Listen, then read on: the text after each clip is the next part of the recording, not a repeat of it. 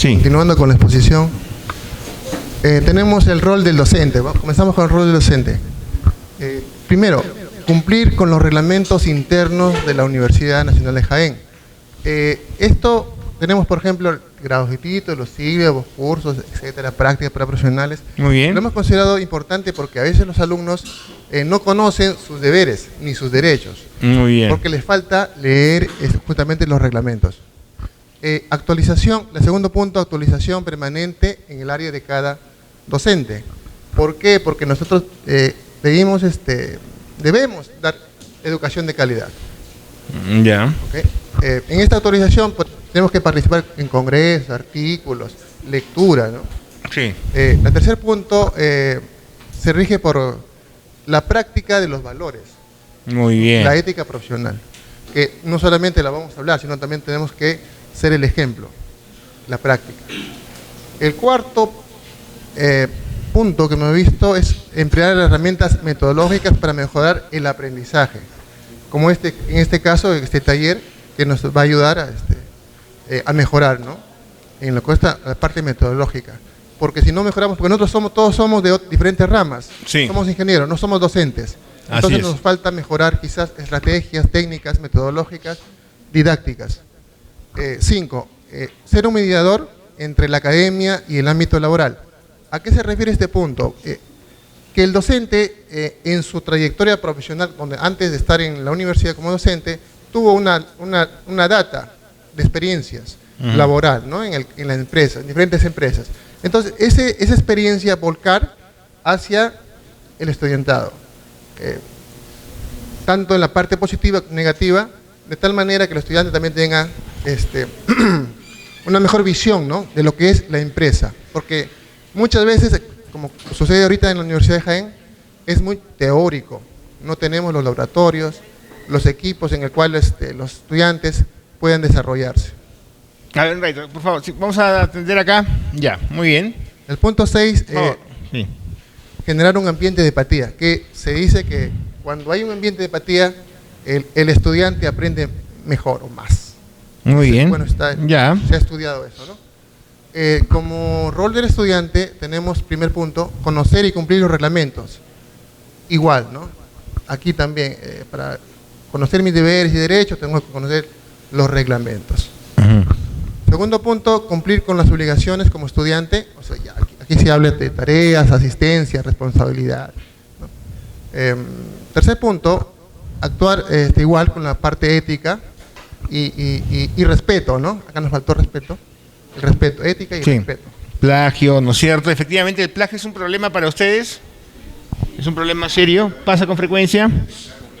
Cada vez es más difícil detectar. O sea, usted le dejan una tarea y no lo hacen. Es obvio que no lo han hecho ellos, ¿no? ¿Sí puede pasar el micrófono? Bueno, hacen uso también de la tecnología porque le sacan copia y la minimizan hasta un... No se ve... Ya. Las reducen. Ya. Ya. Ya veo. Sí. Algunos docentes ya a veces identificamos quiénes son y hacemos una estrategia de tal manera de reducirlo. Ya, muy bien, sí. 5. Emplear los conocimientos adquiridos en la vida diaria. O sea, ¿a qué se refiere eso? El estudiante, si bien toma conocimientos, se desarrolla conocimientos, toma información, pero no aplica en la vida diaria, a eso se refiere. O sea, que aplique en toda su vida, ¿no? El sexto es identidad institucional. ¿A qué se refiere eso? Que se identifica con la universidad. Donde esté, es un representativo de la universidad. Representante, claro. Entonces, se identifica, ¿no? 7. Gestión de trabajo en equipo y liderazgo. A esto se refiere, como sabemos ahora, que el trabajo en equipo es sí o sí se tiene que dar, ¿no? Ahora hablamos de equipos multidisciplinarios y no se puede aceptar que un estudiante o un futuro egresado profesional se aísle y no trabaje en equipo, ¿no? Y tenga también capacidad de liderazgo. ¿Hay problemas con el trabajo de equipo y el liderazgo o no? No todos los estudiantes tienen ese carácter de líderes todavía formado, ¿no es cierto? ¿Sí? Sí, es cierto. ¿Cómo ven ustedes, los demás grupos, cómo ven ese digamos, trabajan bien en equipo, son cooperativos. Acá, por ejemplo, hay un grupo que ha desaparecido completamente, ¿no? No sé si trabaja bien en equipo. ¿Dónde están? O sea, fuera de bromas, ¿dónde están? ¿Dónde están? ¿Qué pasó? ¿Dónde están? Hay grupos, equipos que trabajan como no son. Bueno, según mi experiencia que he podido ver es que hay grupos que como no son compatibles quieren trabajar con personas que son más afines y a veces los grupos se desorganizan y desaparecen. Se pelean entre ellos, no quieren trabajar con gente que no conoce o con la que no simpatizan. A veces del grupo solamente trabaja uno, dos y los demás, uno o dos el que hace el trabajo, los demás no hacen nada. Así esa es mi experiencia que he podido. El trabajo en equipo no es tan fácil de manejar porque a veces uno solo hace todo porque se aburre de tratar de coordinar con los demás, y no prefiere decir, bueno, mejor lo hago yo porque si me pongo a coordinar que hagan los demás su tarea, pues también voy a desaprobar, ¿no? Entonces el trabajo en equipo sí es bastante difícil de evaluar y no sé cuán aconsejable sea que haya siempre trabajo en equipo. Puede ser que en algunos cursos no haya, pues no sea necesario, ¿no? ¿Qué pasó con los compañeros de acá de este grupo? ¿No están? Ah, ya. Ya, muy bien. Ya, esto, y trabajar el liderazgo, eso es complicado, porque no todos son líderes, ¿no? Y además, el liderazgo siempre es en una situación. Seguramente yo en un grupo no soy líder, pero en otro grupo sí lo soy. Entonces no es que siempre sea líder, porque en algunos grupos no lo seré, en otros grupos sí lo seré, dependiendo del contexto, ¿no? Pero obviamente todos tenemos el sueño de que nuestros estudiantes sean líderes, que sean, claro, que transformen la región, que sean políticos, empresarios destacados, o gestores destacados, inventores, creadores de conocimiento. Esa es nuestra aspiración, como quisiéramos que así sea, ¿no? Que colaboren con la región y transformen la realidad. Muy bien. Pero eso toma mucho tiempo, ¿eh? No esperemos resultados así en el pregrado y la licenciatura. Va a tomar mucho tiempo y la gente se va a ir seleccionando. Sí. Por ejemplo, el líder o el que hace todo el trabajo, algunos, uno o dos, jala a veces al que no está trabajando. Así es. Ahí se va contagiando. Eso es cierto. Hay una polémica sobre los COAR, los colegios de alto rendimiento, y algunos dicen, porque en realidad no saben mucho, no han pensado mucho en esto, qué buena idea, juntamos a los mejores en un solo colegio. ¿Y qué pasó con los que no son tan buenos? Los dejamos atrás.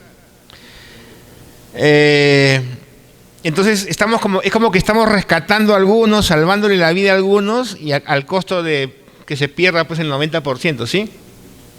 Me parece que esos colegios,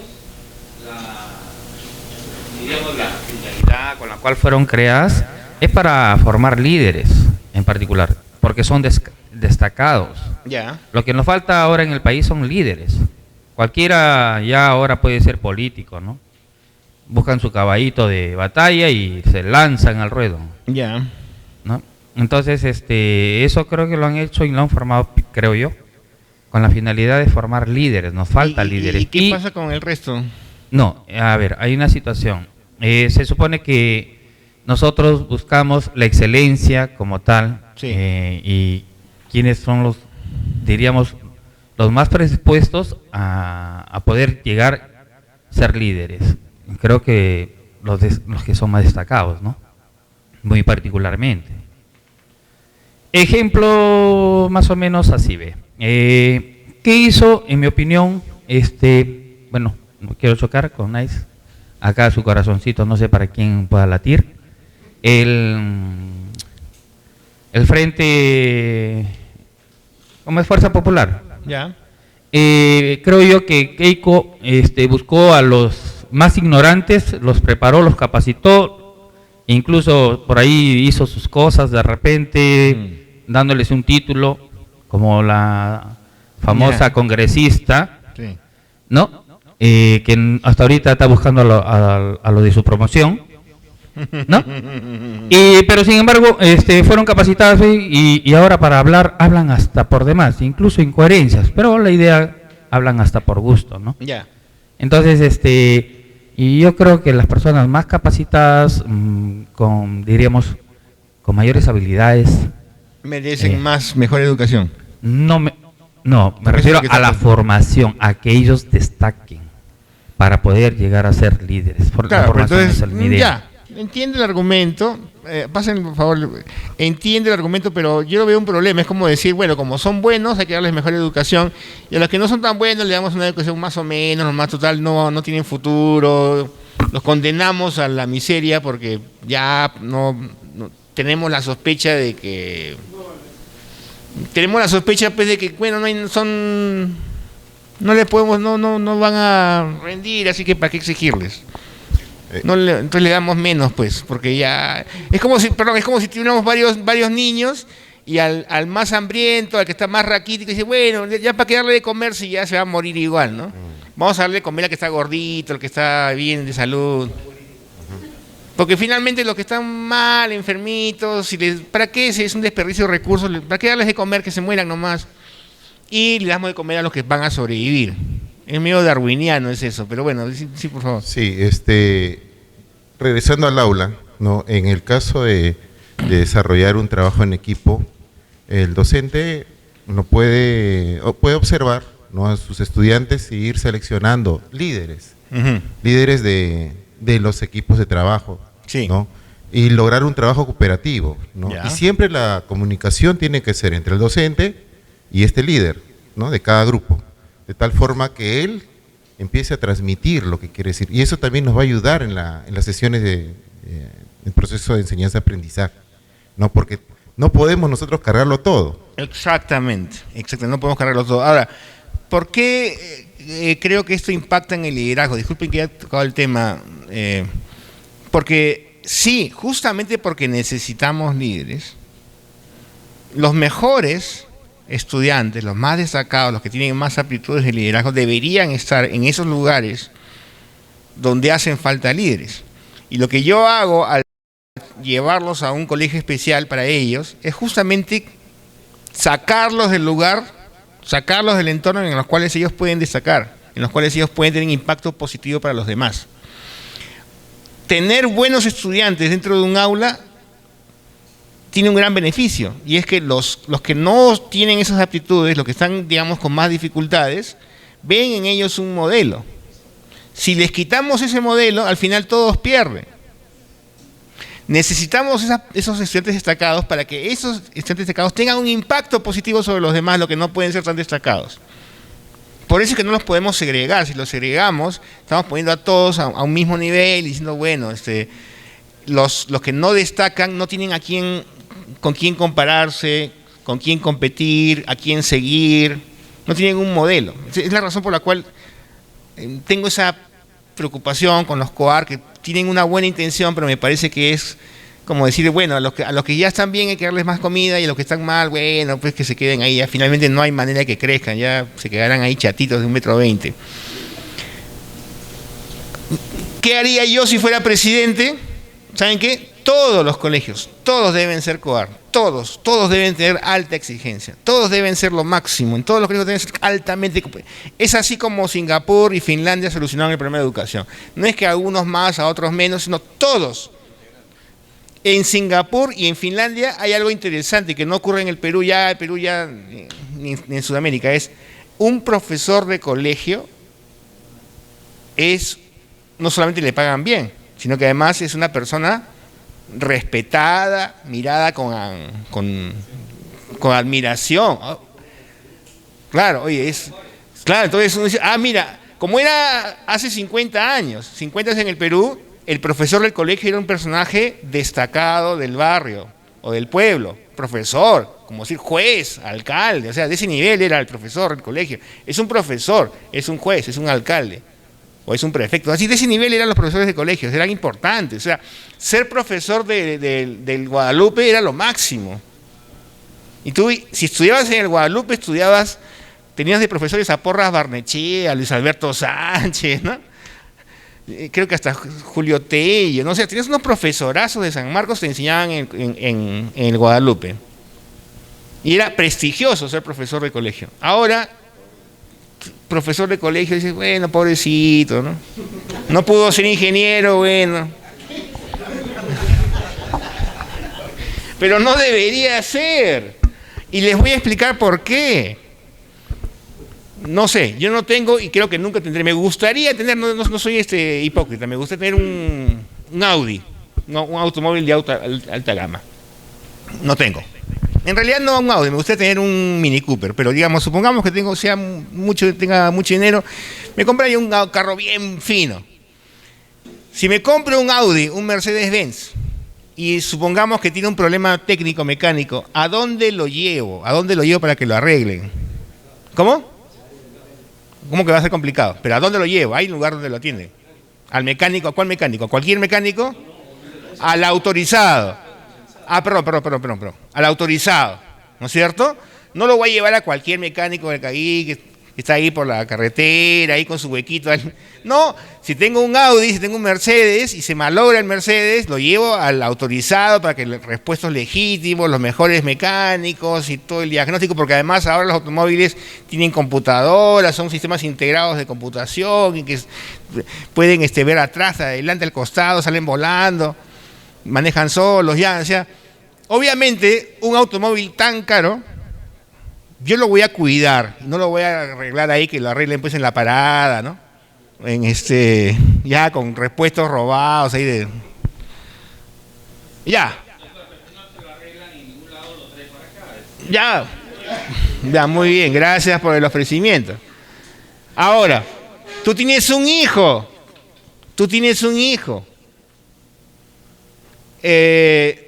¿Tu hijo vale menos que un Audi?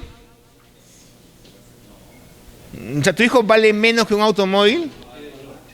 No tiene valor, vale mucho más. O sea, tú dices, bueno, o sea, por Dios, ¿no? O sea, no me ofendas. O sea, me gusta mi Audi, me gusta mi Mercedes, pero yo no creo que mi hijo valga menos, que mi Audi y mi Mercedes valga más que mi hijo. Y sin embargo, mandas a tu hijo a un profesor que gana 1.500 soles. A tu Audi lo mandas a un mecánico que gana 5.000 soles. ¿No es cierto? Por lo menos, pues, ¿no? Y a tu hijo lo mandas a un colegio donde el profesor gana 1.500 soles. ¿No te parece que hay una incoherencia ahí? Tu hijo vale mucho más que un Audi, sin embargo, no hay problema en que enviarlo. En ese colegio tiene un profesor o una profesora que gana 1.500, con las justas puede sobrevivir, no puede formarse, tiene que ir a trabajar en la tarde a otro colegio, a ver cómo hace, algunos taxean. ¿No hay una incoherencia ahí? ¿Sí? Sí. El colegio más caro del Perú. Ya. Sí. La inscripción para asegurar, digamos, una vacante es $18.000. Sí, claro, es una bestialidad. Pero el hijo de Farfán, claro. La mensualidad está $1.585. Es una bestialidad, yo sé. Eso es lo que se paga, pero lo que le paga el colegio al docente sí es... No. Eso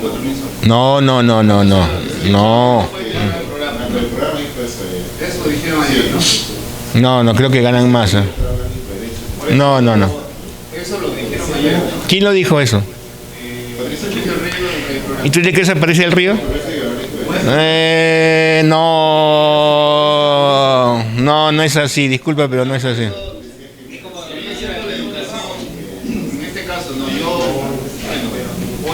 Por la educación, mando el Rubio, lo de Marta. Ya. Sí.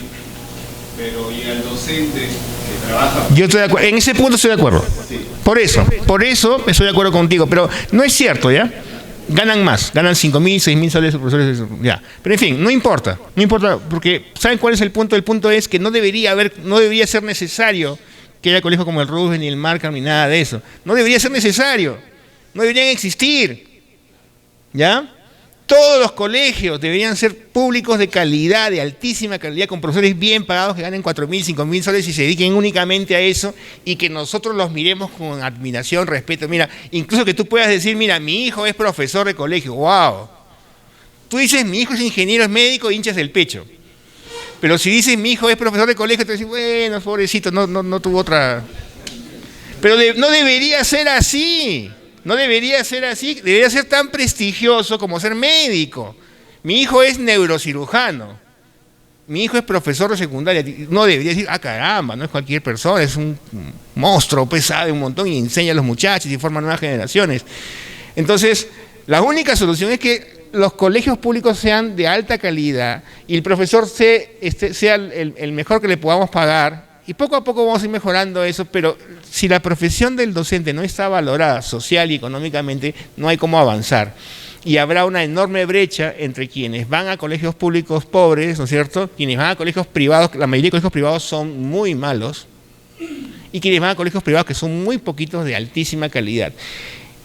Y yo te digo una cosa, tú puedes poner, supongamos que tengas mucho dinero y puedes poner a tu hijo en el Markham, en el Roosevelt, en el colegio más caro, más elitista, que aprenden inglés y francés y chino, mandarín.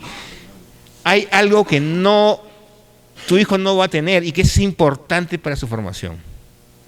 Tu hijo no va a tener contacto con otras personas, con la realidad del país, con gente de otro color, con gente que habla otras lenguas, con gente que vive otra realidad, con gente pobre, rica, con gente más modesta. ¿Ya? Y esa falta de contacto con personas de otros entornos distintos a los de él o de ella va a tener un impacto negativo en el futuro. Entonces, incluso la educación más elitista no llega a ser buena educación, porque no te pone en contacto con gente que no sea que sea diferente de ti. Y tener contacto desde niño con gente que es distinta de ti, que habla otra lengua, que habla de otra manera, que tiene otro color de piel, que vive en otras realidades, que vive en otro lugar del país, que viene de otra familia, que vienen cusqueños, arequipeños, huancaínos, de Ucayali, en fin, piuranos. Si tú no tienes contacto con eso desde niño, entonces tu visión del Perú va a ser chiquitita. Entonces, por más que tú te hayas gastado $50,000 en la educación de tu hijo o tu hija, igual hay una deficiencia.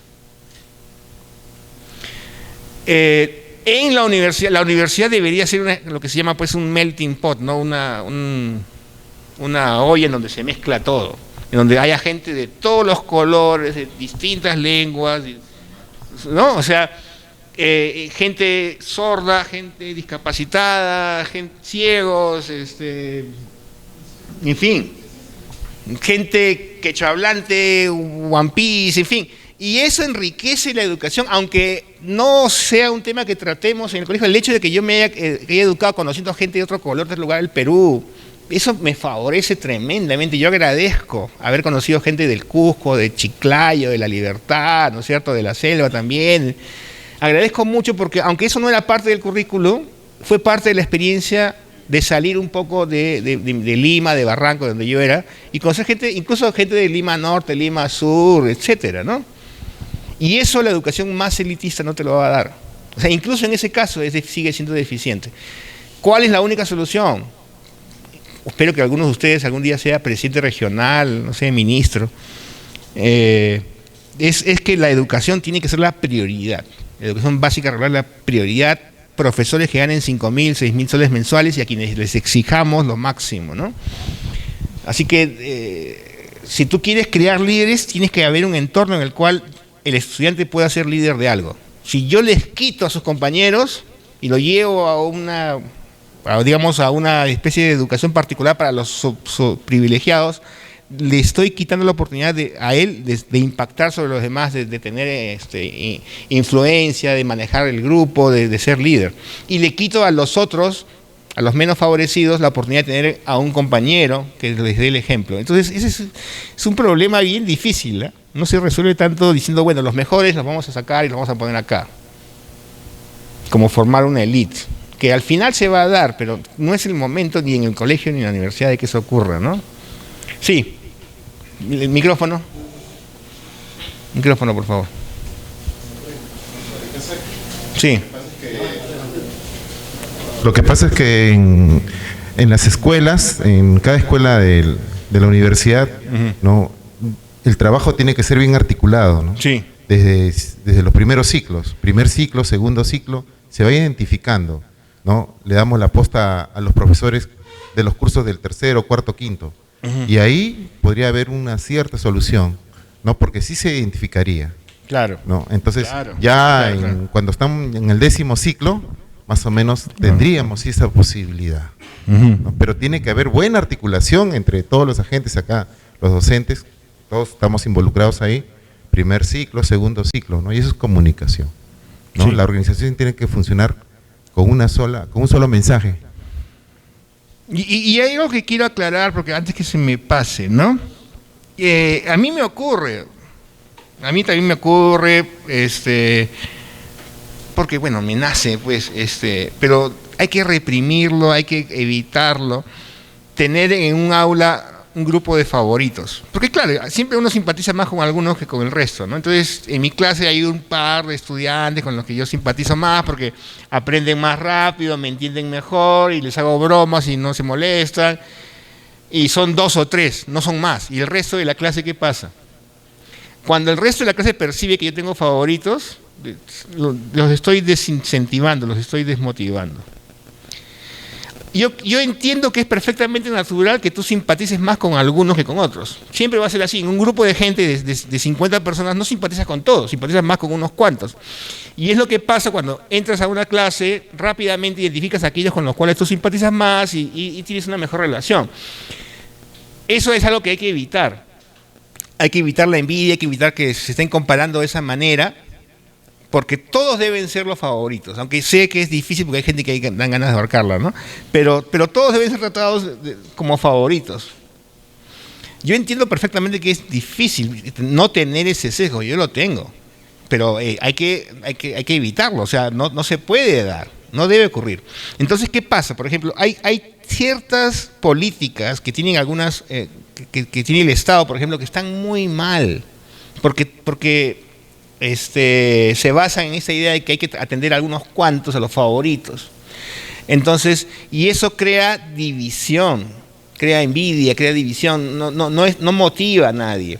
Entonces, por ejemplo, hay un programa que consiste en sacar a los mejores chicos de las escuelas rurales, escuelas originarias, y darles una especie de paseo bonito por Lima, que conozcan la ciudad y todas esas cosas. No me acuerdo cómo se llama ese programa. Pero no son todos de las aulas, son unos cuantos, los más destacados. Y la idea es que regresen y tengan un impacto positivo. Cuando regresen no tienen ningún impacto positivo. ¿Por qué? Porque y los demás preguntan, ¿y por qué no me llevaron a mí? ¿Qué solución hay? O llevas a todos o no llevas a nadie. O sea, imagínate que tú tuvieras 4 hijos y solamente a uno lo llevas a un viaje pues a México, a Europa, a los museos de París y Londres, y los demás, que lo que estás creando es un adulto que algún día, así mi papá nunca me quiso, mi papá tenía su favorito que era fulano de tal, y a mí nada.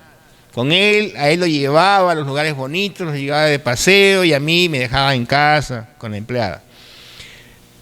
Esa no es una manera correcta de trabajar con los estudiantes. O sea, yo entiendo perfectamente que uno está siempre buscando pues la crema innata, los mejores, los líderes, pero lo que no se debe ocurrir es que excluya a los demás. Yo he cometido ese error cuando era muy joven, no lo voy a volver a hacer. ¿Está bien? Sí, micrófono por favor, sí. Ya. Sí. Pero como una metodología para poder tratar ese ejemplo que usted nos está dando, podría ser que más bien los favoritos, que generalmente son los más participativos, los más... Sí. Podríamos integrarlos como parte de la enseñanza, ¿no? Para que ellos puedan apoyar, para que puedan ayudarnos a la cátedra. Podría ser.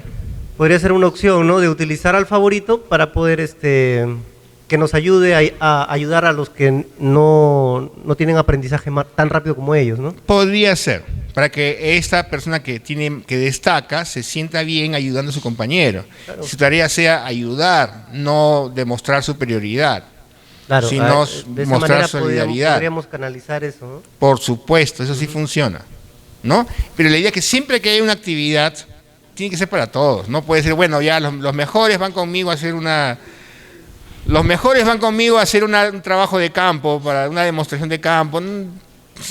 No funciona, ¿no?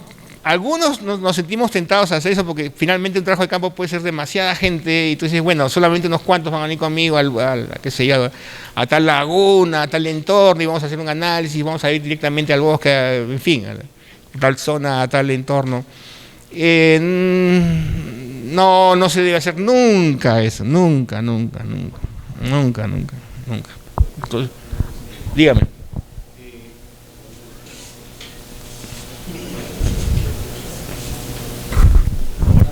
Sí, a ver. Hay un dilema de que no necesariamente los primeros puestos son los más exitosos que los intermedios. Tampoco es verdad. Hay un caso en Jaén, en la cual un amigo me dijo, yo soy profesional, he sido mejor que tal persona, que un empresario X que tiene una cadena de boticas y me dice, mira, él es más exitoso que yo y él en la escuela no era tan bueno como yo. Pero es más exitoso como empresario. Pero académicamente, ¿quién enseña? ¿Quién es profesor? ¿Quién es el que más sabe? ¿Él o el compañero flojo? Ya, es que es distinto. O sea, un compañero que tal vez no fue el más estudioso, pero fue el más vivo, digamos, tenía otras habilidades. Tu habilidad puede ser no ser el mejor ingeniero del mundo. Tal vez no eres el mejor ingeniero del mundo, ni el mejor matemático, ni el mejor, en fin, mecánico o ingeniero civil, pero tu habilidad va por el lado de hacer negocios, relaciones con la gente, y eso es muy común. Cuando uno está muy concentrado en el conocimiento, las personas que están muy concentradas en el conocimiento, el pensamiento, el desarrollo de ideas, tienen dificultades sociales. Entonces, yo estoy siempre pensando en las matemáticas, en la ingeniería, desarrollando nuevas estructuras, investigando. ¿Ya? Entonces, si tú haces eso, tal vez tú no eres bueno metiéndote a tales lugares, conociendo empresarios, vendiendo ideas, proyectos, dando la mano, saliendo a cenar, metiéndoles flores, hablándoles bonito, ¿no? Esa gente va a tener éxito empresarial, que no es la académicamente más... Pero ¿a quién va a contratar para que haga el edificio, para que haga el proyecto? Bueno, a un ingeniero que sea un capo, ¿no? Entonces, ese compañero que era el más estudioso, yo creo que no es que sea menos exitoso, simplemente que tal vez no es un buen empresario, pero puede ser un excelente ingeniero, pero no es un buen empresario. Uno puede ser un excelente médico, no quiere decir que yo voy a ser, si tú eres un buen médico, el mejor médico del mundo no es el dueño de una clínica, ¿no? El dueño de una clínica es un empresario, tiene otra mentalidad. Entonces hay que distinguir y hay que premiar y hay que reconocer los distintos talentos. Esta persona es buena para los negocios, ¿por qué? Y ser bueno para los negocios, ¿saben qué cosa es básicamente? No es el mejor en matemáticas, el mejor en finanzas, no. El bueno para los negocios es lo que diríamos en peruano. Lo puedo decir en peruano si nadie se va a ofender, acá la cámara tampoco. El bueno en negocio es el conchudo, ¿no es cierto? El que se mete ahí, el que se presenta, soy Daniel Salas, mira mi tarjeta, me vengo con mi terno, mi corbata y mi reloj Rolex y le vendo, mira, vamos a hacer un proyecto, mira, acá podemos financiar eso de esta manera. Ese hay que ser fresco. Ese es el mejor empresario, el tipo que está siempre metiéndose, no pierde la fe, no se desespera, no se impacienta, siempre cree que le va a ir bien. Si tú eres una persona inteligente, demasiado crítica, tú sabes muy bien que esto es muy riesgoso. Mira, es posible que salga mal, es posible que no haya plata para esto, es posible que este edificio se caiga, es posible que nadie compre esto. ¿Ya? Entonces tú eres una persona como eres demasiado, sabes mucho, entonces tú ves con mucha claridad los riesgos. Y sabes, mira, el proyecto puede ser lindo, pero es muy probable, hay una probabilidad de que nadie compre esos departamentos o que nadie quiera mudarse ahí. En cambio, el empresario, ¿cómo que nadie? Mira, yo lo vendo y la gente ya veremos después yo lo hago y después ya vemos cómo lo vendemos. Y ese es Mark Zuckerberg, ese es Bill Gates, es gente que sabe negociar, es gente que no hace nada en el sentido de que ellos no hacen los productos, ellos hacen las relaciones. Desarrollan los conceptos, las ideas, pero nunca han hecho ninguna programación. Le encargan a alguien que lo haga, pero es el que vende la idea, es el que está ahí metidazo y da la cara, no tiene ninguna vergüenza. Y yo rescato a esas personas, son necesarias para que hagan el trabajo que nosotros no podemos hacer. Porque yo no puedo hacer eso, yo no voy a estar ahí metiéndome y vendiendo cosas y que adelante, todo bien bacán, todo va a salir bien. No, mentira, no todo va a salir bien, todo se va a ir al diablo. Hay un principio de la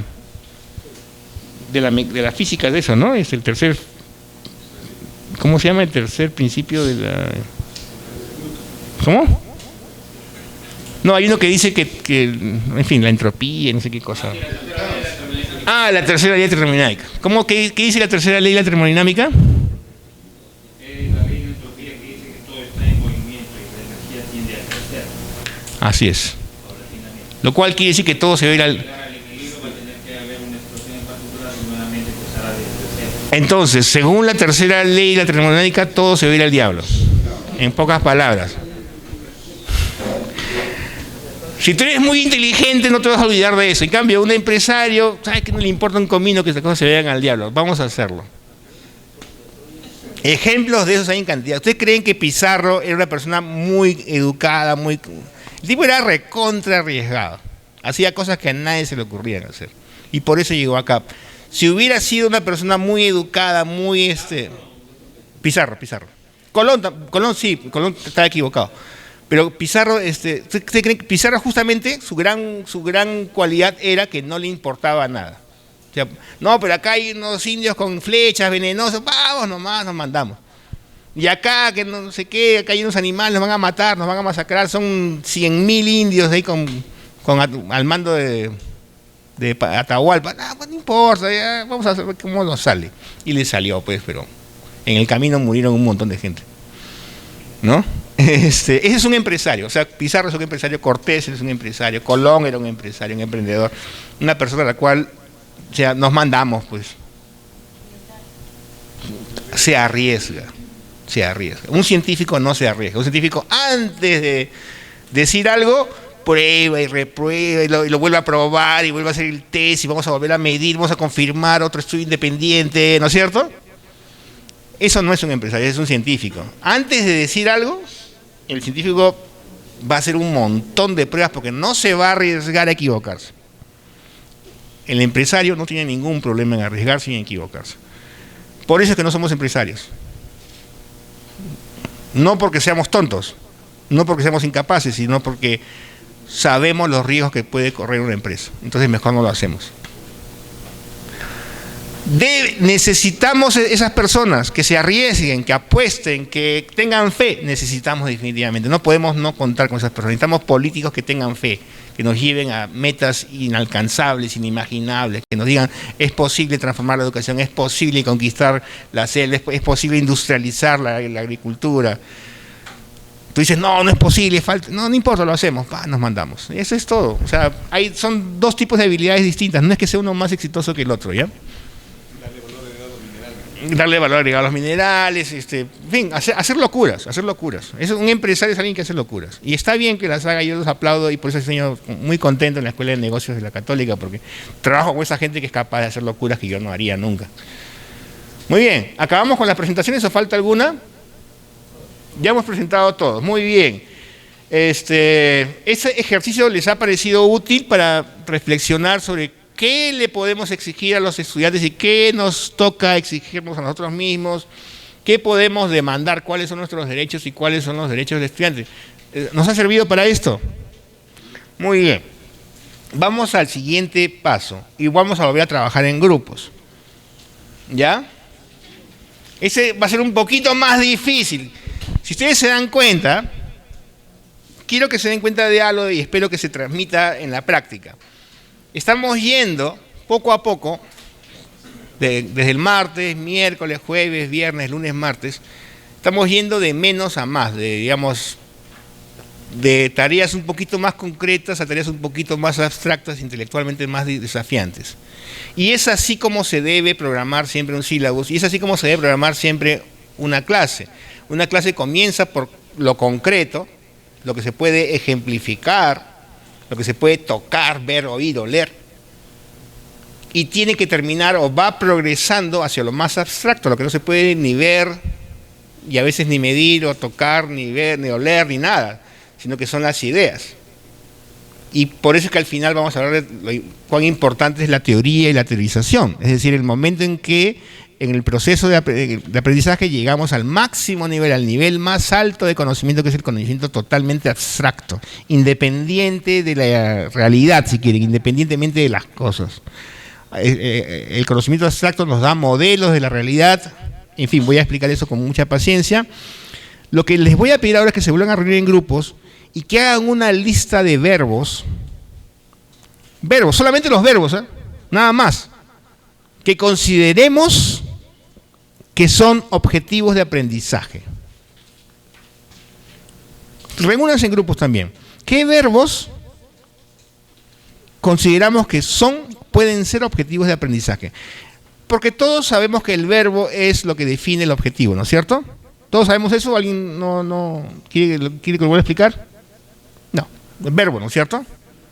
El verbo define la tarea que vas a cumplir. Si yo te digo, vas a correr 100 metros en menos de 10 segundos, ese es el verbo, es correr, y la meta es menos de 10 segundos, ¿no? 100 metros, menos de 10 segundos. Entonces, si tú corres y pasas 10 segundos y una décima, ¿cumpliste la meta? No, porque pasaste una décima. Pero obviamente no es lo mismo que aquel que corrió y lo hizo en 12 segundos. No pasaste la meta, pero hubo un compañero que así le fue mucho peor que a ti.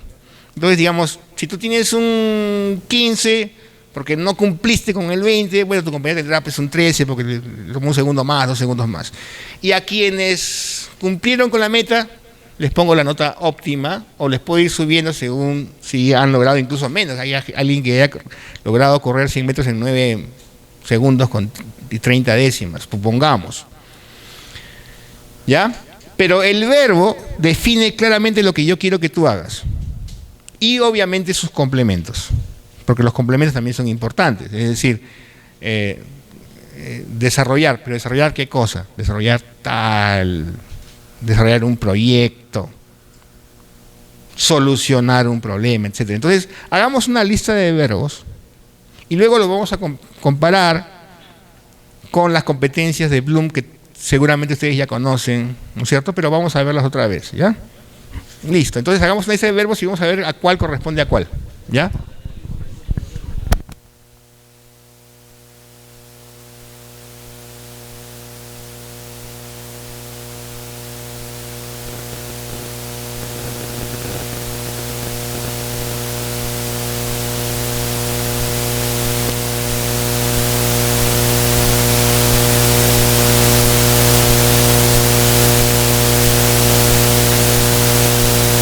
¿No las conocemos? Más o menos nos acordamos. ¿Y de qué tratan las categorías de Bloom? ¿Alguien la puede explicar rápidamente? ¿A qué se refiere? ¿Alguien se acuerda? O sea, son distintos procesos de aprendizaje, ordenados de más básico hasta el más complejo.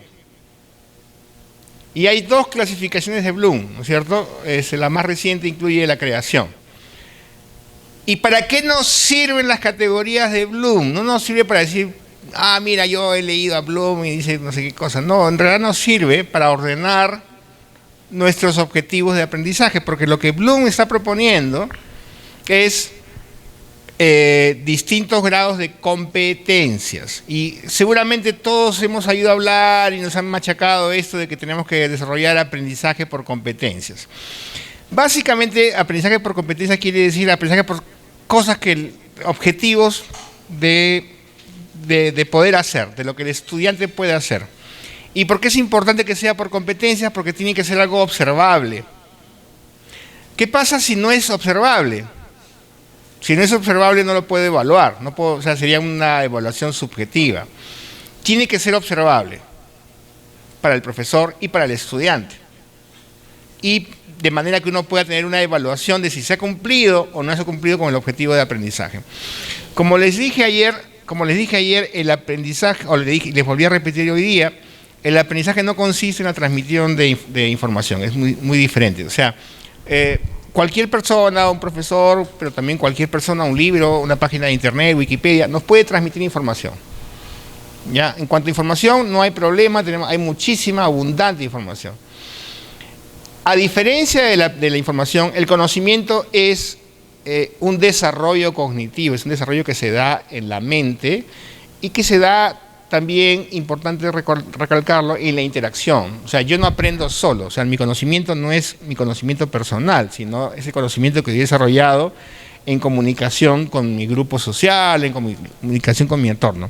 El conocimiento no es nunca, aunque parece serlo, un asunto puramente personal. El conocimiento es siempre interactivo, resultado de la interacción con otras personas, con símbolos, con rituales, con intercambios, en fin. No es un proceso individual, nunca. O sea, de hecho, la mente, aunque parezca la mente nos parece algo particularmente íntimo y personal, sí tiene un lado personal e íntimo, sin embargo la mente tampoco se desarrolla de manera individual. La mente se desarrolla necesariamente en interacción con los otros miembros del grupo. Y es la razón por la cual si abandonamos un niño en el bosque y lo cría la zorra o algún animal, ese niño va a desarrollarse cognitivamente como ser humano, ¿sí o no? No. ¿Ha pasado o no ha pasado?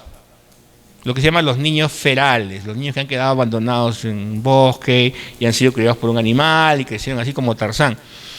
¿Qué ha pasado con esos niños? ¿Esos niños desarrollan todas sus capacidades cognitivas humanas?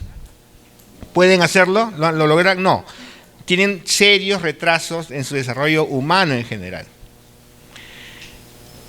Algo interesante del ser humano y que se parece a nuestros parientes, los primos, los primates, es que para ser ser humano no basta tener el cuerpo de un ser humano, de un Homo sapiens sapiens. Además, necesitamos haber crecido en un entorno compartido por otros seres humanos, por otros Homo sapiens sapiens. Nuestras capacidades humanas llegan a su máximo desarrollo cuando hemos crecido, sido educados o hemos interactuado con otros seres humanos. La privación de esa posibilidad, la privación de interactuar, es una privación cognitiva y de desarrollo humano. En fin, sobre desarrollo humano podríamos dar una charla en otro momento. Pero es un concepto bien interesante el de desarrollo humano, porque parte del conocimiento, del reconocimiento de cuáles son las capacidades humanas que pueden ser llevadas a su máximo potencial. Muy bien, entonces, el conocimiento no es individual, aunque parezca individual. Y la mente tampoco es propiamente individual, aunque parezca individual. Y es verdad que todos en nuestra mente tenemos algo que es íntimo, personal, que no tenemos por qué compartir, que son nuestras experiencias más personales, ¿no es cierto? Pero la mente está construida como un lenguaje, y el lenguaje es un fenómeno que se da de manera compartida, social.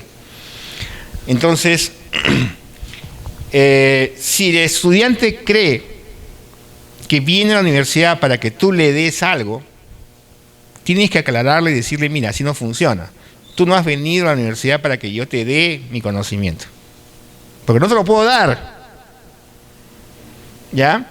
Tú has venido a la universidad para que tú puedas desarrollar tu conocimiento. Y vamos a hablar de eso, te voy a ayudar, te voy a explicar cómo lo hice yo, te voy a poner ejemplos, ejercicios, tareas fáciles y tareas un poco más difíciles después. Pero el objetivo, no puedo yo darte algo que tiene que desarrollarse en tu mente, en tu capacidad, en tu espíritu, como quieras llamarlo. Muy bien, entonces las categorías de Bloom nos ayudan a ubicar el grado de dificultad de las competencias. Y la idea es que las competencias son como una pirámide. Van, digamos, desde las competencias más básicas, pero sin las competencias básicas no se puede construir el segundo piso. Los ingenieros civiles no sé si coincidirán conmigo. Si no hay un cimiento, no puedo construir el primer piso. Y si no hay primer piso, no puedo construir el segundo, ¿no es cierto? Y si no hay una estructura sólida para que aguante todos los pisos, no vamos a poder terminar la obra. Exactamente de esa manera ocurren, según Bloom y según Piaget, y según la teoría constructivista, el desarrollo cognitivo. O sea, es un proceso que se va de desarrollo cognitivo concreto hasta el desarrollo cognitivo cada vez más abstracto y más difícil. ¿Ya? Todos tenemos un pensamiento concreto y un pensamiento abstracto. Todos. ¿Ya? Pero no todos han desarrollado de la misma manera la capacidad de un pensamiento abstracto muy complejo. Razón por la cual a veces es difícil explicarle a la gente algo sin darle un ejemplo, sin darle un correlato concreto, porque si no le dices un ejemplo, no termina de entender. Yo tampoco, a veces es tan complicado que, mira, dame un ejemplo porque así no entiendo. O sea, en pura abstracción, en pura matemática, en pura fórmula, no lo voy a entender. Y cuando me das un ejemplo, digo, bueno, ya entendí. Ya, pero pensar de manera abstracta es sumamente complicado. Sumamente complicado. Y les digo, pensar de manera abstracta no solamente sirve para el conocimiento de la ciencia, la ingeniería y todo lo demás, el conocimiento académico, también tiene que ver con el razonamiento moral. Las personas que tienen mejor razonamiento moral son aquellas que son capaces de pensar de la manera más abstracta. O sea, cuando en un razonamiento moral nos dejamos vencer por lo concreto, normalmente nos equivocamos. Lo concreto es que si yo soborno al funcionario voy a ganar. Eso es recontra concreto. Voy a tener un dinero para mí y el contrato para mí. O no es concreto eso. Entonces, yo dejo de razonar moralmente cuando lo veo todo en términos puramente concretos. ¿Cuánto me voy a beneficiar yo? ¿Cuánto dinero voy a tener? Y empiezo a razonar moralmente cuando me doy cuenta de que el razonamiento concreto no es suficiente. Además, tengo que saber y cuánto beneficio hay para la sociedad y cuánto beneficio hay para mí. Si todo el mundo hiciera esto, ¿qué sería de la sociedad? Si todo el mundo consiguiera contratos pagándole a los funcionarios, sobornando a los funcionarios, ¿qué pasaría con la sociedad? Ya dejo de ser concreto para ser más abstracto. Y es ahí cuando el razonamiento moral se impone, llega a su máxima expresión de complejidad y de acierto. Pero si yo todo lo veo en términos concretos de cómo me voy a beneficiar yo concretamente de esta acción cuestionable, pues no estoy razonando moralmente. ¿No es cierto? ¿Sí? Si yo supiera, digamos, el edificio sin duda es un objeto concreto. Pero ¿por qué se sostiene el edificio? Por leyes que son abstractas, independientes de ese objeto en particular. Es más, podría no existir ni un solo edificio construido y esas leyes seguirían siendo válidas y los proyectos seguirían siendo válidos, aunque jamás hayamos construido un edificio, porque lo que importa es lo estructural, lo abstracto. Y en abstracto ese edificio funciona, ese edificio no se va a caer, cumple con ciertas condiciones, aunque nunca se construya. ¿Estamos de acuerdo en eso? ¿Sí? Muy bien, entonces, llegar a esa abstracción, a poder concebir un edificio sin haberlo construido, es algo que los ingenieros civiles pueden hacer. Yo no puedo hacerlo porque no tengo esa capacidad de abstracción. Los ingenieros civiles saben, digamos, crear una estructura que va a funcionar, que no se va a caer y que va a tener ciertas condiciones, aunque nunca se construya. Aunque nunca se lleve a cabo el proyecto, el edificio, o sea, la estructura es válida. Pero como yo no tengo esa capacidad de abstracción, no conozco esa matemática y esas leyes físicas, entonces para mí, pues, bueno, está ahí, pues, si no está o no está, pero no puedo verlo de manera que no sea concreta porque no soy especialista. Entonces, sin duda, para llegar a ese alto nivel de abstracción, yo tengo que haber pasado por una serie de procesos, ¿no es cierto? ¿Ya? Esto no es conocimiento, esto es recordación. Bueno, recordar, ¿no? Pero en fin, ya, me he equivocado acá. Muy bien. Listo, a ver, vamos a ver cuáles son los verbos que hemos elegido. Vamos a llenarlos acá, vamos a ponerlos acá, ya, está bien. Sí, ¿listo? ¿Cuáles son? A ver, los grupos, a ver, acá comenzamos por esto. ¿Cómo? A ver, sí, léanlo, por favor.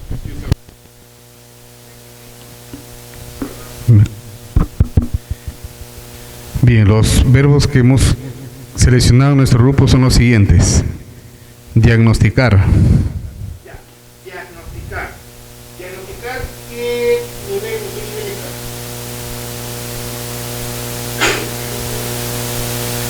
Dentro de análisis, ¿no es cierto? Análisis. Bastante complicado, El otro es identificar. Eso sería lo más sencillo. Conocimiento. El tercero, caracterizar. Caracterizar. ¿Cuál sería el nivel de análisis? ¿Cuál sería el nivel de competencia? ¿Qué nivel de competencia sería ese? Evaluación. No, Comprensión. comprensión, nada más. Caracterizar es comprensión y ahí queda. Digamos, tampoco te sea fácil, ¿no?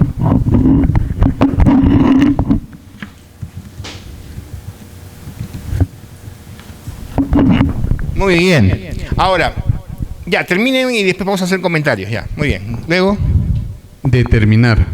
determinar.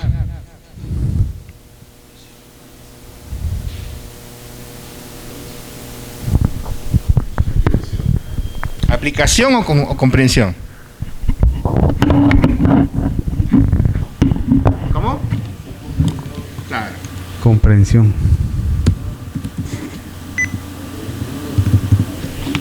¿Qué pasó?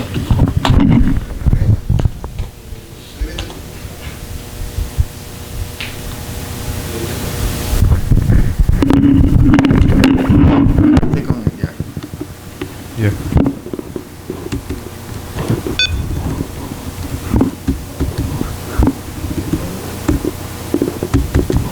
¿Qué más? Estimar. Calcular, ¿no es cierto? Así es. Y eso es análisis. Análisis. Muy bien. Siguiente, analizar. Ya. Es análisis. Análisis. Aunque analizar. Y es la razón por la cual no deberíamos usar el verbo analizar como una competencia. Ya, lo vamos a poner en amarillito, porque sí, o sea, analizar es un objetivo, es una competencia, pero es, digamos, una mega competencia, ¿no es cierto? Porque analizar significa diagnosticar, estimar, calcular, evaluar, en fin, evaluar no, predecir, describir. Pero lo vamos a poner en amarillito, porque sí, o sea, es una competencia, pero es una competencia general. Muy bien. Siguiente, comparar. Comparar. Y eso es analizar. Analizar. Luego, Evaluar. evaluar obviamente es este de acá, pero hay que ponerlo en amarillito porque tenemos que desagregarlo y decir, bueno, ¿en qué consiste evaluar? ¿No es cierto? Listo. ¿Qué más? Diseñar. Diseñar. Eso es evaluar. ¿No es cierto? O aplicar también. Aplicar. Perdón, aplicar. Muy bien. Siguiente, aplicar. Aplicar vamos a poner en amarillito, En amarillo. porque hasta acá obviamente tiene que ser en amarillito. ¿Qué más? Planificar. Planificar. Y eso es sintetizar, porque eso es alto. ¿No es cierto? ¿Qué más? Y proyectar. Proyectar, prever. ¿No es cierto? Estos todos los verbos que hemos considerado en nuestro grupo. Muy bien. Complicado, ¿ah? Fíjense que no es tan fácil. Porque no es una crítica, no es diciendo que lo han hecho mal, ¿eh? Pero fíjense que los primeros verbos que pensamos son, digamos, están al medio, están bien arriba, ¿no? Y yo comprendo, porque uno está pensando en las metas más altas. Pero vamos a ver. Pase el micro a Nos faltó adicionar uno, que es ejecutar. ejecutar en aplicación.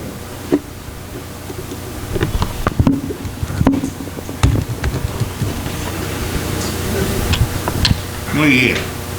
Estamos haciendo una especie de curva de Bell, ¿no? Una campana ha salido, ¿no? Como que al medio, hay más al medio que a los extremos. Una curva normal. Curva normal, disculpe, profesor. Ya. Es interesante que haya salido una curva normal, ¿eh? No es a mí me parece interesante. Porque es como que ni nos hemos ido muy arriba, ni nos hemos ido muy abajo, no hemos planteado tareas demasiado básicas ni demasiado complicadas, pero creo que, claro, aunque es una curva normal, sin duda el objetivo es llegar a la meta, llegar al extremo, ¿no? Ya, muy bien. A ver, siga, profesor. Bueno, continuando, verbo conocer. Ya, conocer, identificar, conocer, ya. Desarrollar.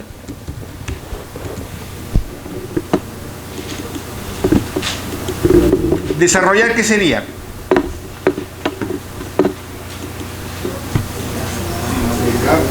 ¿Aplicar o síntesis? Síntesis. ¿No es cierto? Porque eso es más que ejecutar. ¿O no? Es mucho más complicado ejecutar. O sea, ejecutar es, bueno, ahí cambia el neumático. Qué sé yo, mide, qué sé yo, la temperatura y no sé qué. Y, bueno, haces un diagnóstico, ejecutas un...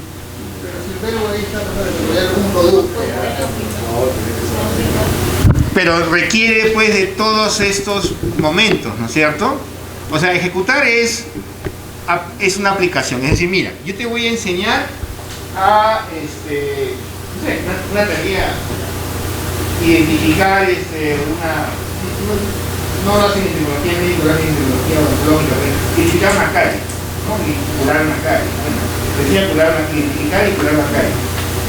Ya está, tú ejecutas esa tarea, lo que viene o lo mal. Bueno, ahora, digo, desarrolla un nuevo método de prevención de caries o de tratamiento de la caries o una nueva amalgama, es otra cosa. Pero si te digo, ejecuta esto y en mecánica hay muchas cosas que ejecutar simplemente, no hay mucho que pensar, simplemente saber hacer las cosas, saber usar la máquina, saber instalar una máquina, no es cualquier cosa, no cualquiera lo puede hacer, ¿no? Instalar una máquina, porque tienes que medir también el voltaje, ¿cómo se dice? También. No puedes enchufar, no agarras una máquina de $1 millón y la enchufas ahí a la pared, ¿no? ¿Qué haces? Los ingenieros, dígame por favor, ¿qué hacen, por favor? No están. ¿Dónde están los ingenieros? ¿Se fueron? Bueno, pero, o sea, supongamos que yo le digo al ingeniero, mira, me he importado de Alemania una máquina de $1 millón. ¿Qué hago? Que hay que la máquina para hacer salida, esas cosas, que ha pasado, ¿no? No puedes ir y ejecutar, porque tienes que desarrollar la metodología. Entonces ya, quiero instalar la máquina en mi fábrica. ¿A quién llamo? Llamo a un albañil, llamo a un electricista, llamo a un ingeniero. ¿Cómo? Exactamente. Yo no puedo agarrar la máquina y enchufarla en la pared, ¿o sí? No. Muy bien, entonces contrato a un especialista, uno de ustedes, un ingeniero mecánico, ingeniero, ¿cómo se llama? El mecánico eléctrico. Y él me va a decir, muy bien, entonces necesitamos una conexión de ese tipo, un uso a la tierra, de tanto, va a haber un impacto, el resto de la empresa le va a chupar no se puede electricidad. En fin, hágalo usted ingeniero, usted traiga operarios, haga el pozo, haga la conexión, yo no quiero, porque mi máquina me ha costado $1 millón y no va a ver si yo conozco varios casos en Gamarra, empresarios que, claro, les ha ido muy bien, que no tienen educación, o quieren, les ha ido muy bien ahorrando plata, se han traído una máquina alemana de $1 millón, la han enchufado, bueno, ya como sea, trajeron a un maestro electricista, metieron ahí, le enchufaron, adiós $1 millón, ¿no es cierto? Pero si yo contrato a un ingeniero, ¿cómo es el mecánico electricista? Mecánico eléctrico, entonces es para que lo haga bien. O sea, comprar una máquina de ese tipo no es comprar una licuadora, pues. Pero muchos empresarios, los informales no saben, ellos piensan que comprar esa máquina es comprar una licuadora. La traes, la enchufas y ya debe funcionar.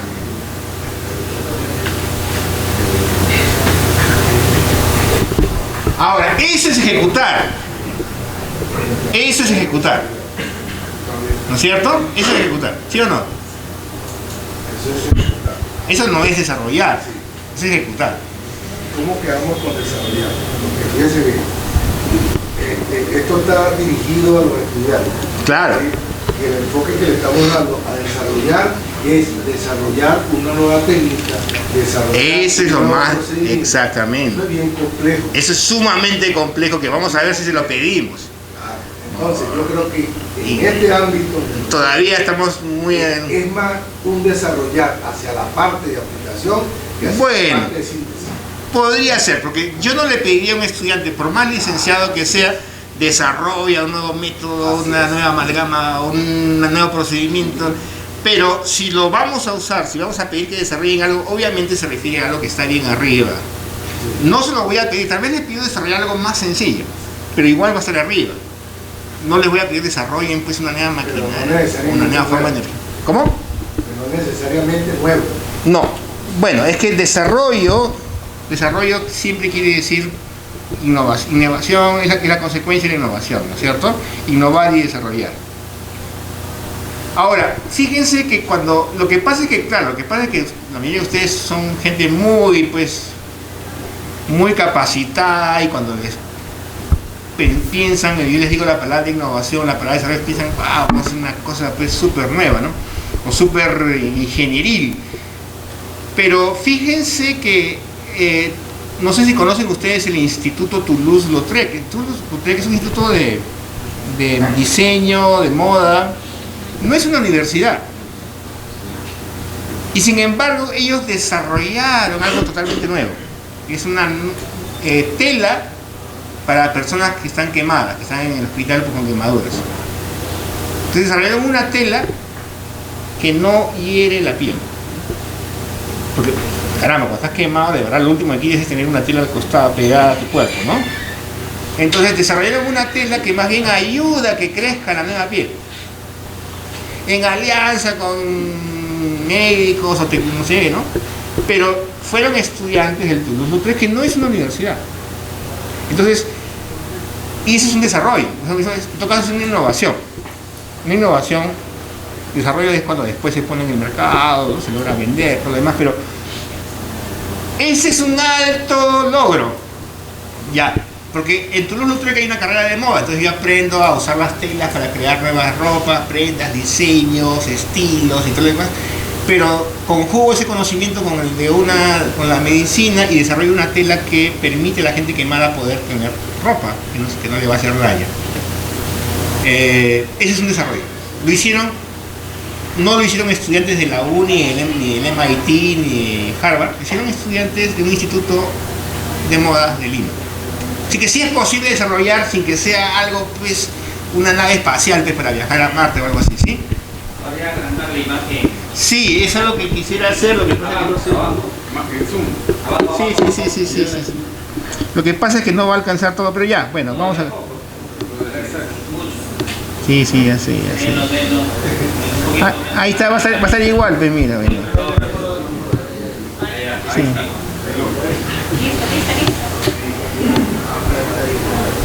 Ya, vamos a ir yendo de uno a otro.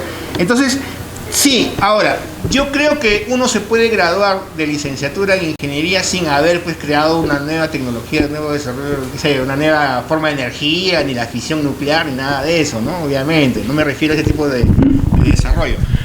Pero puede haber desarrollos un poco más modestos. Por ejemplo, en la Universidad Católica, estudiantes de ingeniería, de licenciatura, digamos, con profesores y con alianza con otras universidades de Estados Unidos, desarrollaron, y ese es un desarrollo, viviendas para campesinos. Una forma de vivienda que digamos, conserva el calor, hace más eficiente uso del espacio, tiene incluye pues un servicio higiénico básico. Lo ponen afuera, ponen afuera una especie de silo, pero más bonito, un lugar para poner los cuyes y las plantitas. Y es un diseño hecho pensando en los materiales que hay en el entorno. Porque uno de los elementos que aumenta el costo de una vivienda es que tienes que traer ladrillos y fierros y de otro lado. Estamos hablando de gente muy pobre. Entonces, dijeron, con los materiales que tienen alrededor, ¿cómo podrían construir una vivienda más eficiente? Menos asignada, menos tóxica, porque la idea es que dejen de usar pues la boniga, el estiércol de las vacas o de los animales para calentar la comida, ¿no? Y que haya pues un cuartito para los padres, un cuarto para los niños y un lugar para los animalitos, que no estén todos mezclados en un solo ambiente. Eso es un desarrollo que no es un desarrollo pues súper, no es una tablet, no es el 5G, el 6G o el no sé, 50G, lo que sea. Pero es un desarrollo para el cual tú tienes que tener conocimientos de ingeniería y de antropología, o sea, varios conocimientos a la vez, ¿no? Y de arquitectura, y en fin, ¿no? Y sobre todo de antropología, saber cómo vive la gente y desarrollar una vivienda de acuerdo con las condiciones de esas personas. Así que, aunque yo sé que es una tarea muy difícil, sí podemos pensar en desarrollo como una meta final, que tal vez no sea una gran tecnología, pero que sea una pequeña innovación, que mejore la vida de la gente, que mejore el cultivo del café, del cacao, lo que sea. Mejor aprovechamiento del agua, mejor aprovechamiento de la semilla. Puede ser una cosa muy chiquita y creo que podemos esperar que un grupo de alumnos pueda hacer un desarrollo o una innovación. Entonces, ya, yo sé que no se le puede pedir a todos, que eso no lo hacen en la maestría, en el doctorado. Ya, continuemos. Bueno, el siguiente sería clasificar. Clasificar. ¿Sí? Sí, clasificar. Que es comprensión, ¿no es cierto? Eso es importantísimo. Ser capaz de clasificar. Uy, cuán difícil es eso. Listo. ¿Qué más? Caracterizar. Caracterizar. Y eso es comprensión también. Lo mismo, ya lo hemos puesto en caracterizar, perdón. Ya está. Optimizar. Optimizar, quiere decir mejorar, y eso es síntesis, ¿no es cierto? ¡Wow! Es bien complicado. ¿Me pueden dar un ejemplo de qué podría un estudiante optimizar al final de un curso? Por ejemplo, en un proceso, por ejemplo, de fermentación. Quiero optimizar tiempos y temperaturas. Ya. Entonces, no es una tarea imposible para un estudiante. O sea, sí se puede. O sea, ya existe el proceso y el estudiante puede hacer algo para mejorarlo, para... ¿Sí? Sí. Ya. Entonces, no es que estamos soñando ni volando, ¿no? Ya. Quiero asegurarme de eso, ¿no? Nada más. Gracias.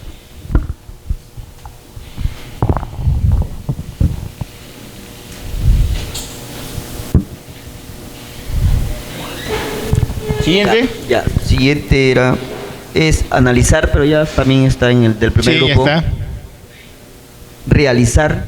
Realizar, ¿eso es ejecutar? Diga. Si yo veo en particular, Sí. un verbo yo le tengo respeto es a optimizar. ¿A qué? A optimizar. Muy bien. ¿Por qué?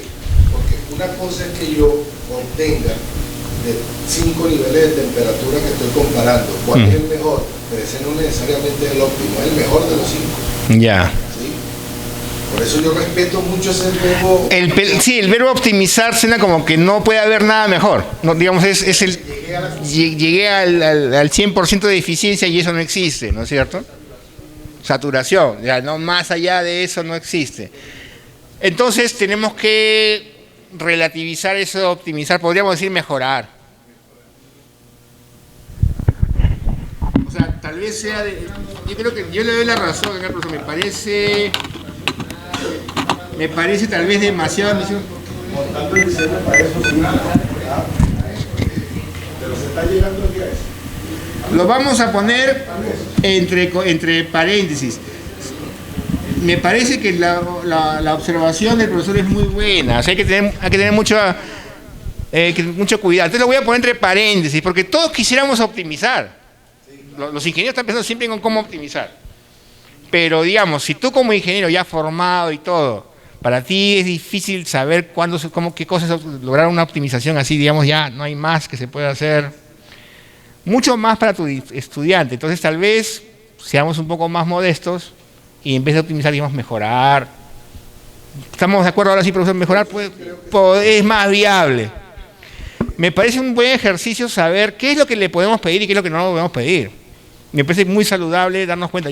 Si yo por mí fuera, pues yo pondría todos mis objetivos en crear, innovar, desarrollar, optimizar, revolucionar, romper el mercado, a destruir la competencia. No, pues ya, es lo que yo quisiera, pues, pero no se puede. Ya, sigamos. Una consulta, doctor. Sí. Yo puedo tener un determinado proceso. Ya. Y trabaja bajo ciertas características, parámetros de trabajo, ¿no? Por ejemplo, una caldera. ¿Una carrera? Una caldera. Caldera, perdón. Una caldera. Caldera. Y ocurre que esa caldera, si bien es cierto, trabajo bajo ciertos parámetros, ¿no? De temperatura, de presión, incluso de consumo de combustible y cosas por el estilo. Entonces ya lo tengo ahí de repente 5 años trabajando, 8 años, y veo que ya no me está rindiendo, diríamos, para lo que fue creado al 80% de repente de su eficiencia. Y entonces yo puedo mejorar, en este caso, su funcionamiento, y puedo buscar una optimización de lo que es esa máquina. De repente le hago, no sé, más largo el serpentín. Una mejora. Una mejora. Ya. Con la idea de que justamente llegar a esa optimización que no va a ser de repente 100%. al 85% que fue creado 80%, sino ya de repente por ahí un 75%. Ya. Ese término no sería apropiado ahí, el hecho de optimizar. Sí. Creo que lo que el profesor dice es óptimo, pues quiere decir que no hay nada que lo pueda superar, ¿me equivoco? O sea, óptimo es el máximo punto de eficiencia. Pero es una cuestión de terminología, habría que definir. Sí, yo entiendo muy bien. Yo entiendo muy bien que algunos dirán, usan, y yo también uso normalmente pues una noción un poquito más modesta de óptimo, optimizar.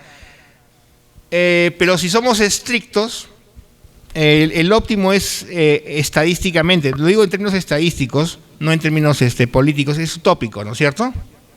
Acá tenemos una profesora de estadística, ¿sí? Entonces ella sabe que es una utopía, ¿no? Que simplemente es una meta, utopía en términos estadísticos no es utopía en términos políticos, ¿no? Utopía en términos políticos sí es otra cosa, o literatura aquí es otra cosa, utopía de la libertad, la utopía comunista, la utopía liberal, en fin. Pero en estadística, utopía es el objetivo que tú te propones, ¿no es cierto? Si hay un 20% de analfabetismo en una región, tú dices, bueno, dentro de 5 años va a haber un 10% de analfabetismo, ¿no? Te pones una meta viable. Si tú dices, en 5 años que voy a ser presidente regional va a haber 0 analfabetismo, ¿qué va a pasar? Que no vas a cumplir tu meta. Entonces mejor dices, miren, hay un 20% de analfabetismo, en 5 años razonablemente podemos reducirlo a 10%. ¿Ya? Esa es la utopía en términos estadísticos, ¿no? Pero en el caso de óptimo se entiende que es 100%, que no hay más. Y bueno, en términos puramente, digamos, teóricos, que nunca se llega a cumplir porque lo óptimo no existe, ¿no?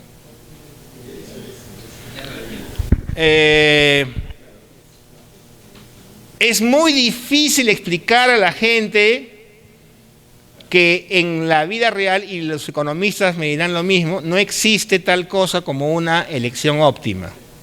Todas elecciones son subóptimas, todas son subóptimas. Hasta elegir tu esposa, tu novia, tu novio.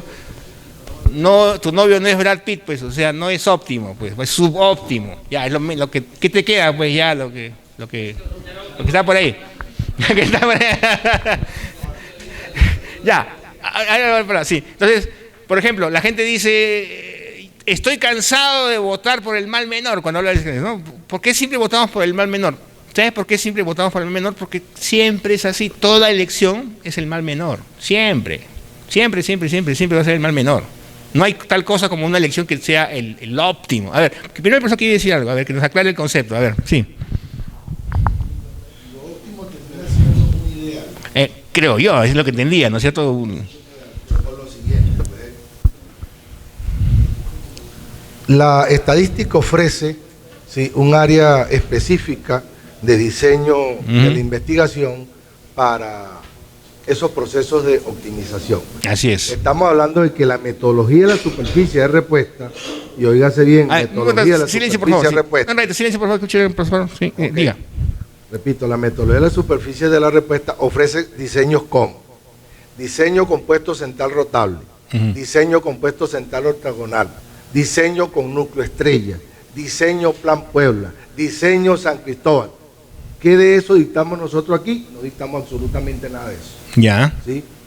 Y yo veo difícil que logremos optimizar con los diseños de experimentos clásicos, que es lo que nosotros hacemos aquí.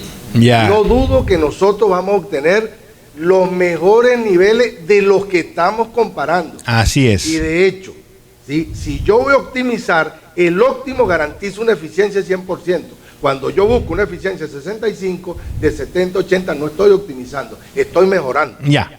Muy bien. Creo que es importante eso, y aunque les parezca raro a ustedes, yo siempre lo relaciono también con temas de la vida cotidiana, decisiones morales, por ejemplo, decisiones personales. Incluso ninguna decisión moral es óptima, ninguna. Sí. Creo que ¿Ya? creo que el verbo optimizar es adecuado. Bueno, ya. El verbo optimizar es adecuado. Lógicamente que en la práctica el término óptimo, lograr el óptimo, Es utópico. es utópico, Ujú. pero el proceso de optimizar Es llegar a apuntar hacia eso. Si no al 100, al 99.99. o al 70, o al 70, al 80. Estás al 20, al 80, entonces estás en un proceso de optimización. Ya, entonces dependíamos cómo lo entendamos y dependiendo de la metodología. Por eso, pero lo que pasa es Sí. que el concepto está claro. Ya. El óptimo es difícil de lograr, ¿no? No, el óptimo no se logra nunca. Pero la acción de optimizar Ya. es posible de hacer. Ya, podemos quedar ahí, y tal vez se deba que pertenecen a distintas profesiones, una en las cuales el óptimo significa una cosa, en otras en las cuales el óptimo significa otra cosa. En economía, claramente se puede optimizar, pero el óptimo no existe. La elección óptima no existe. No, existe, pero se refiere a una meta utópica en sentido estadístico. Apuntar. Yo empujo, como dicen, hacia... Ya. Entonces vamos a ponerlo entre paréntesis para que no pelearnos. No, es cuestión de cuál es nuestra metodología. Yo les digo una cosa, a mí me interesan los temas morales. En temas morales no existe el óptimo, y uno tiene que saber que no existe el óptimo. O sea, yo elijo una pareja, yo elijo una mujer con la cual quiero casarme, vivir, en fin. Eso quiere decir que hay otras a las que no voy a elegir. ¿No es cierto? No, yo tampoco soy óptimo para nadie. O sea, no es que no sea eficiente. Cuando tú tienes, por ejemplo, no, pero es que es así, o sea, en la vida real no existe ninguna decisión óptima. O sea, en la vida real los recursos son escasos. ¿No es cierto? Los recursos son escasos y a veces tienes que decidir salvar a uno y perder a otro. Ustedes han visto en las películas, ¿no?, en contextos de guerra hay un montón de heridos. ¿A quiénes se atiende primero? A los que se van a morir, a los que están en mayor riesgo, y el que está adolorido tiene que aguantar hasta que le toque. Pero la prioridad nos indica que primero hay que atender a aquel que está en mayor riesgo de morir, y los demás que se aguanten. Ahora, ¿eso es óptimo? No es óptimo, pues, porque a mí no me gusta ver a la gente sufriendo. Porque una persona con una bala va a tener que estar aguantando horas hasta que le saquemos la bala, le pongamos anestesia. ¿Por qué? Porque hay otros que se van a morir. Y mejor es salvar a los que se van a morir, y los que están heridos, que no se van a morir, que aguanten el dolor. Claro, el que tiene más probabilidades de vivir lo dejamos para después, obviamente. ¿Eso es una decisión óptima? No, pero es subóptima. Y en la vida real es así. Otro ejemplo tal vez menos dramático. Vamos a un buffet. En el buffet hay 100 platos deliciosos. A ver, profesor, usted va a un buffet. En ese buffet hay 100 platos deliciosos, lo mejor de la comida peruana, 100. ¿Cuántos puede comer? ¿O cuál es? ¿Cómo elige los que va a comer? ¿Cómo elige los que va a comer? O bien lo que más me gusta, o bien lo que nunca he probado, o no sé. Otro elemento es el precio.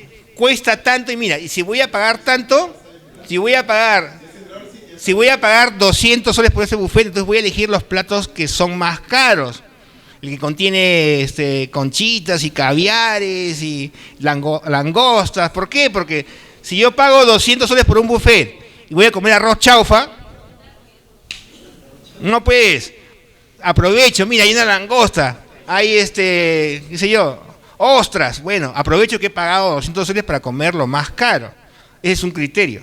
O otro criterio es, aprovecho para comer lo que nunca he probado, nunca me he atrevido, pero ya que he pagado, vamos a ver qué tal es y puedo tomar un poquito. Pero lo que no puede pasar, lo que no va a pasar es que usted pueda probar los 100 platos. Y la razón es que el estómago tiene un límite, ¿no es cierto?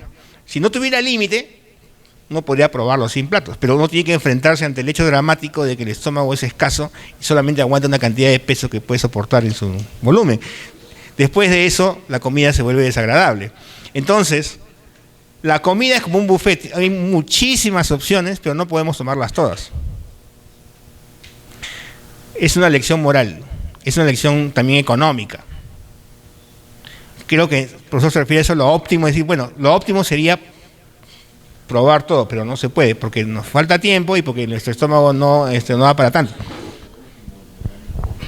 ¿Cómo? Pero digamos optimizamos. Podemos optimizar en el sentido de que podemos tomar el mejor provecho de algo, si no al 100%, al 80%, sí es posible. Creo que entiendo lo que quieren decir, ¿no? Claro, lo que pasa es que han confundido, o hemos estado confundiendo términos, ¿no? Porque usted lo está viendo desde un punto de vista más lingüista, ¿no? En cambio, como ingeniero lo estamos viendo desde el punto de vista de procedimientos. O procesos, ¿no? No, lo estaba viendo en términos más económicos, si quieres. Claro. Económico, no, más es que... Usted menciona una decisión óptima. Por ejemplo, una familia guaruna. Cruza el río, está la mamá, el papá, el hijito y el perrito. Ya. Cruzan los 4. Ya. El papá sabe nadar. ¿A quién salva? Al perro. Efectivamente, al perro. No salva a la mamá, porque puede tener otra. No salva al hijito, porque puede tener otro. Pero el perro... ¿En serio estás hablando en serio? Sí.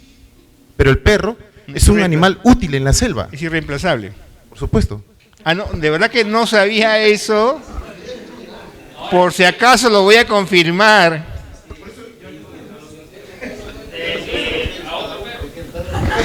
¿Y usted le ha contado eso a su esposa?